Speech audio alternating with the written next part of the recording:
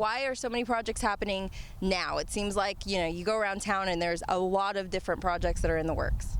That's exactly right, and because the weather's warmer, and so a lot of the design work happens in the colder months, and then once the weather gets warmer, the contractors start hitting it and doing the work in the streets. And that temperature has to be a certain degrees to be able to repair the asphalt, and so again, that happens starting in early spring and going all the way till October, November.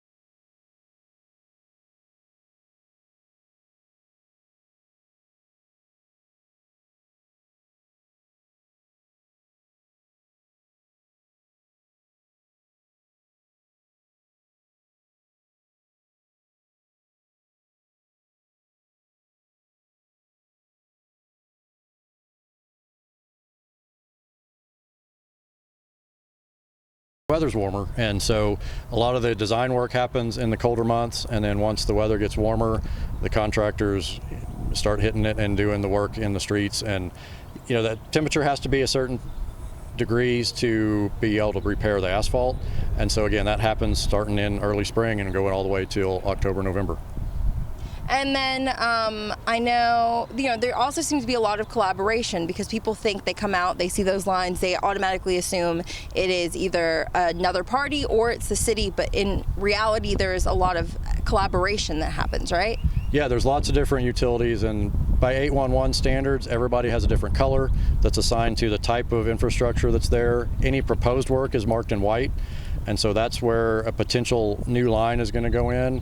And then all the other colors that you see is based on what type of infrastructure that is, and you mark. So our water lines are marked with blue, our sewer lines are marked with green, and so all the other utilities have certain colors that they use as well.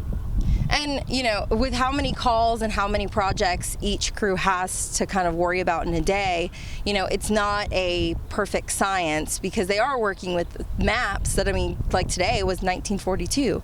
So, that's also another thing to take into account, right? Absolutely. And again, they do the best that we can with the information that we've got and try to be as accurate as we can.